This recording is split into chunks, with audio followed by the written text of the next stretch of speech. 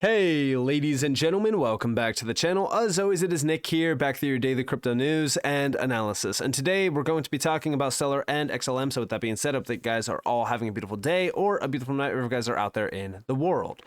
So recently with the BlackRock news and, really kind of tokenizing on Ethereum, everyone has been fully focused on what Ethereum is doing with tokenization endeavors. And they are talking about it as if Ethereum is the big winner here.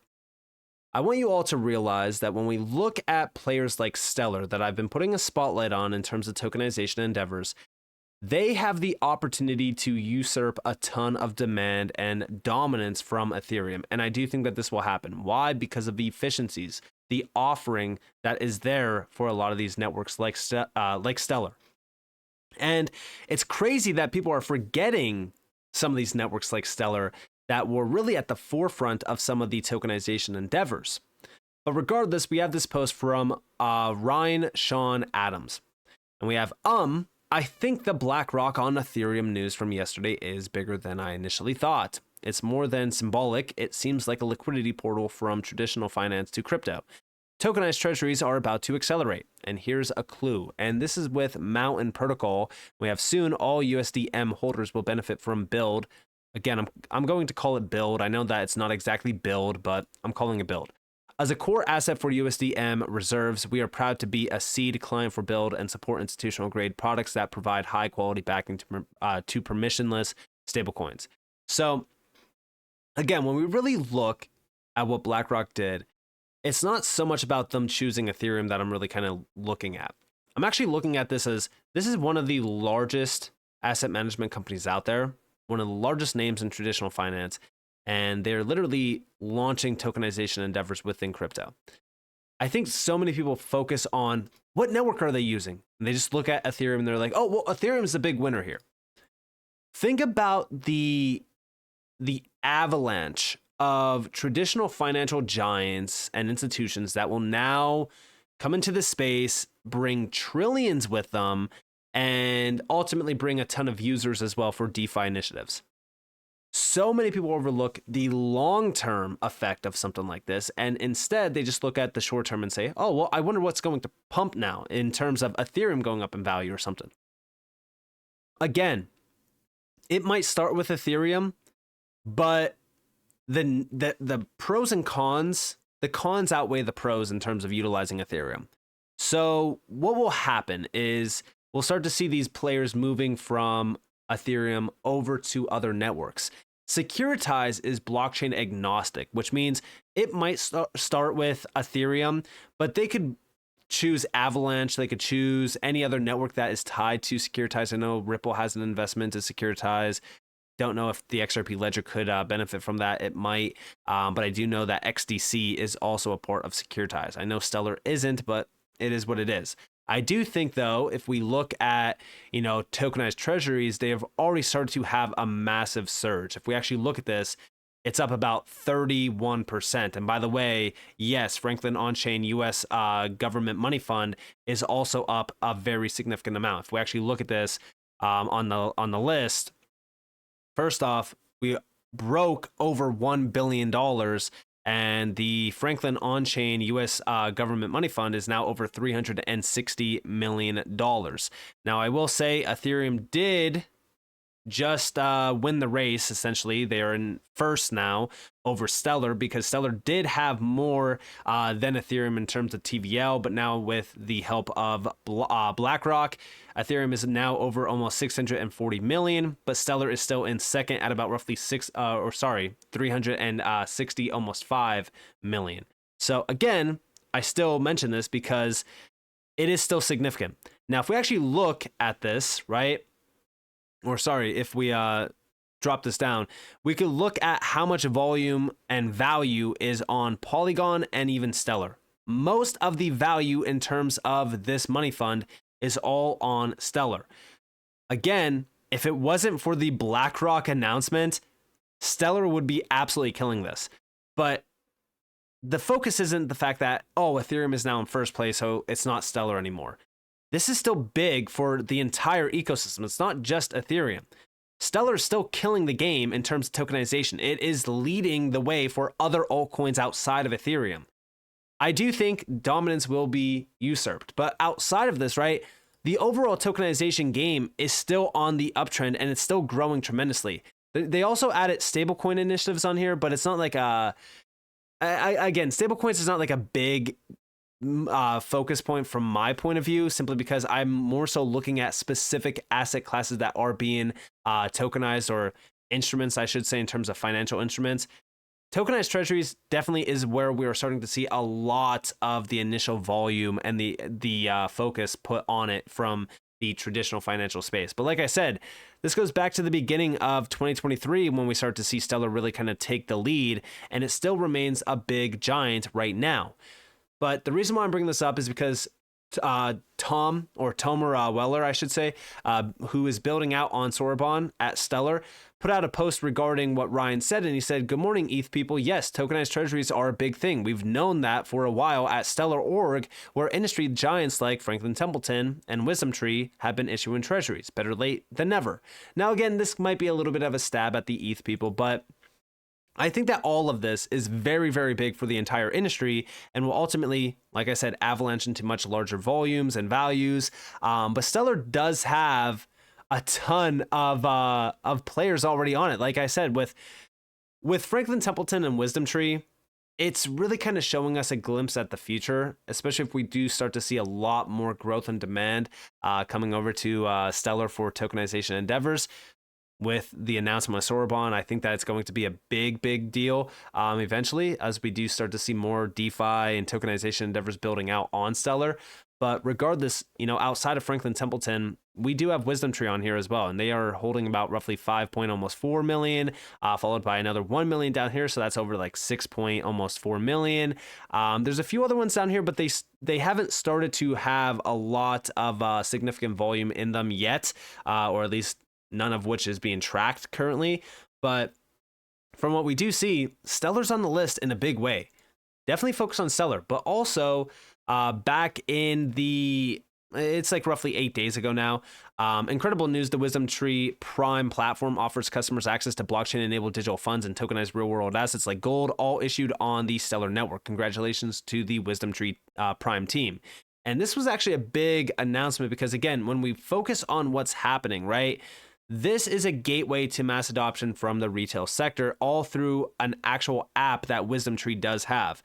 This is how we achieve mass adoption. Like, imagine if BlackRock, right, is tokenizing on Ethereum, but nobody actually sees Ethereum. All they see is the BlackRock app. That would be a massive move, but that's actually what's happening here. And it's all issued out on the Stellar network. And this is through WisdomTree's platform. And this is where I really kind of see most of the volume, the value, and users coming from, without them realizing what they're using. It's all through applications that on the back end, you have something like Stellar. That's why I do think that Stellar is in a prime position to become a very dominant player in the tokenization space. But also, over here from CoinDesk, on March 27th, they put out this article, The Benefits of Assets Tokenization. We need to start thinking of blockchains as infrastructure for financial innovation rather than concentrating on the prices of a few digital assets like Bitcoin and Ether, says WisdomTree's digital assets. I think that this might be a wrong title, but regardless, I actually completely agree with this, because if you think about it, right, everyone's always looking at the prices of like XRP or even XLM, and they're just like, oh, well, it's a terrible asset because it hasn't moved up in value. But if you think about it, right, like if we go back over to this post and we read this, you have a traditional financial player and their application or their platform, right, that's offering access to blockchain-enabled digital funds and tokenized real-world assets like gold. The thing that I look at with this is, all right, eventually you're going to have mortgages tokenized on these platforms. You're going to see car insurance tokenized on platforms where it's not, a traditional financial player, but a traditional insurance company. Like, everything of value or anything will essentially be tokenized. And it's all going to be through platforms that everyone's used to seeing. I mean, think about it like this, right? Think about having stablecoins on the PayPal app that you are paying with. nobody would essentially know what network they're using to settle or anything like that because it's back-end technology. It's infrastructure. That's what it is. So stop thinking so much about price, but think about where we are headed. You now have these very large names tokenizing. Everyone's always looking at competitive initiatives. Oh, it's Ethereum. Oh, but XLM is better than Ethereum, so XLM is an Ethereum killer. It's ridiculous to think like that. At the end of the day, we're starting to see the avalanche starting. It's not very, very big. It's not a big warning just yet, but it's starting and it's blossoming, and it's becoming a much larger focus of mine, especially because I'm more so long-term within the space. I love the technology behind it, and I do think that's going to be very, very big. And, you know, if we think about this, right, we have a few breakdowns from, again, this is a WisdomTree individual. We have, at a time when the prices of many cryptocurrencies are rallying strongly, one big recent development is underappreciated. Tokenization of real-world assets has also been surging. To understand what this development means and the potential benefits of tokenizing these assets, we need to reframe from how we view the digital asset ecosystem. We frequently hear questions like, what is the price of Ether? How correlated are digital assets with other asset classes? What allocation should I make to this asset class in a diversified portfolio? While questions like these are interesting, they all pertain to digital assets as an asset class in and of itself. Another way to view the space is to see the various networks like Bitcoin, Ethereum, Solana, whatever, as digital infrastructure, similar to how TCP/IP or POP3 SMTP are protocols for building and commercializing services. Digital asset networks are the foundation layers on which financial services and other services can be deployed and made available. And there you have it, right? This is something that I try to get across all the time on this channel. I could look very stupid by just saying, hey, I hold XRP, I hold XLM, I hold all of these altcoins that seem like they're not moving in a speculative and hype-based market. But at the end of the day, I'm investing into infrastructure technology that is the backbone of this new system of finance that's becoming a reality. I mean, nobody really knows how TCP or even IP work. But guess what? When you think about it, that's how the internet is right now. Like, nobody knows these. Nobody knows how these work. They just know that if they go on Google, if they go on their phone, they're going to be able to go on the internet and search whatever they want. The same goes with these financial applications and services. Like the WisdomTree Prime application platform, nobody knows how it works. Nobody knows the technology behind it. Let me ask you this. Do you know what your banking application that's on your phone is running on in terms of the network behind it or anything?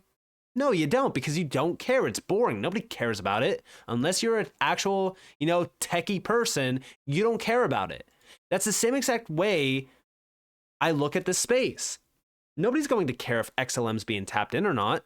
They're just going to be able to, tap in to the Stellar network and utilize XLM as a settlement vehicle within, asset tokenization, or the volume and the value transacting on the network is going to affect XLM and value, or even, price, whatever the case may be.